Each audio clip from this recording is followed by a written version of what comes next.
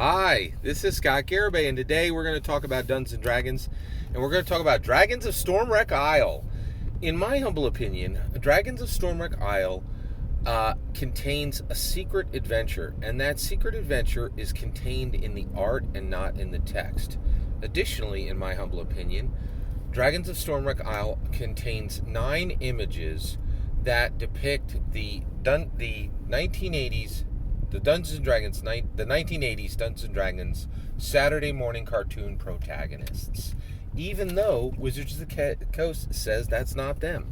I think there's a lot of, in my humble opinion, there's a lot of evidence that it is them. So I believe that, in my humble opinion, those two things are true. Okay, and additionally, this content is part of a playlist. It needs to be watched in the playlist in the order that it appears in the playlist for full context. Let's go. Let's talk today about Dragons of Stormwreck Isle, the DOSI artifact R18, the rulebook on page 18. You could see the image in the thumbnail. I took a picture of the image as it appeared in the copy of the product that I bought, the Dragons of Stormwreck Isle starter set. And this is the DOSI R18 is the most non-intuitive of all the DOSI artifacts. I looked at this and I was like, what is happening here? What is happening in this picture? So let's talk about it. Who's in the picture? It's Presto the Magician, and it is Diane the Acrobat, in my humble opinion. And they are looking at what? Where are they? What are they looking at? Right? They're the only two characters in the picture. Right? There's nothing else living in the picture. There's a gigantic tentacle coming out of a cave pool. Right? So it's Diane and Presto, and they're looking ahead of them, and they're seeing a gigantic pool that is in a cave. Okay, that cave has an open ceiling, and sunlight is coming down, and also there's water pouring down. So this is a cave like in the middle of a mountain, right?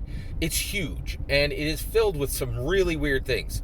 It's filled with a 60-foot tentacle coming out of the water and just kind of lazily lapping around, right? Now, Presto and Diana are hundreds of feet away from that tentacle, right? And they're not worried. They're just looking at the scene in front of them. Behind that tentacle and that pool of water, and it's not a lake. It's just like a collected pool of rainwater, right? So what's behind that, right? Really, this is just absolutely fascinating what's in this picture. Behind that is an 80-foot marble statue of what? Of what? What is that thing, right? Like, it is a wave crash Triton, a merfolk wizard, all right? And that points us to where we really are, okay? And where we really are, that card comes from Magic the Gathering. Magic the Gathering, Scott, that's not D&D.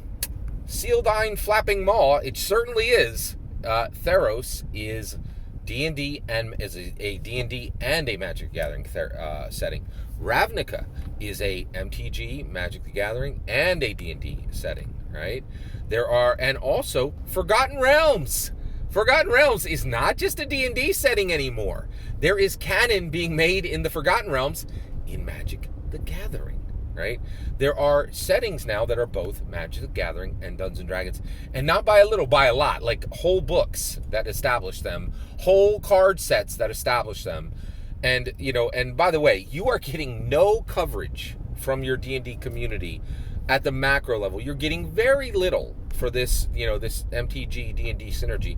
And I get it. The reason why is D&D players hate it, D&D participants hate it, and MTG participants hate it. I used to not like it. I've changed my mind. I'm convinced everything that happens in Dungeons and Dragons at the macro level, at the high energy level, at the important level, is fully misunderstood for 5 to 10 years until people come around. Because there's just why is it? Because it's 48 years old, and the people and the grognards are still alive, and there is this absolutely shocking, powerful geezer grump, like, I'm a geezer grump. It's constant. It is absolutely constant. So all these incredible things happen in Dungeons and Dragons, and until the geezer grump energy can be thrust off, nobody really covers it in depth. It's really a problem, and right. So, but I hope the grognards live forever, but science says they won't. And so the Greaser Grump should fall off like scales, from Paul's eyes at some point, right? Like, so We'll get there, right? All right.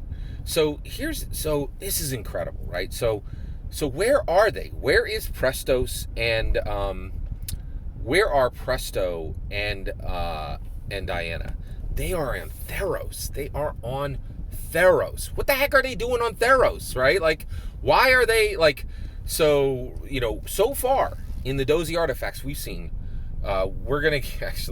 we've seen Forgotten Realms. We've seen the realm. That is the realm of Dungeons and Dragons. That's literally what they call it in the show, right? And we've seen Forgotten Realms.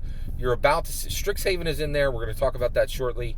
And we're also seeing Theros, and we've also seen Ravenloft. There's a lot of realms. There's a lot of realm hopping from these player characters. Why are they hopping from realm to realm? Here's your answer.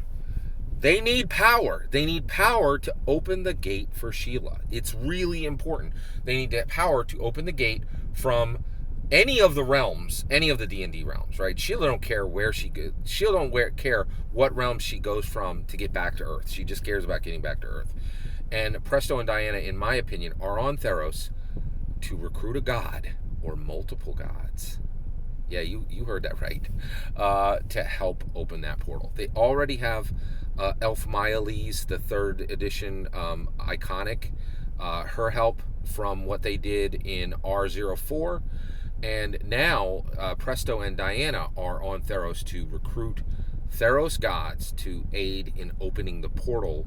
And that's already been seen in one of the images. I think that was like one of the last. It's the last image in the adventure, right, where the portal is being opened for Sheila.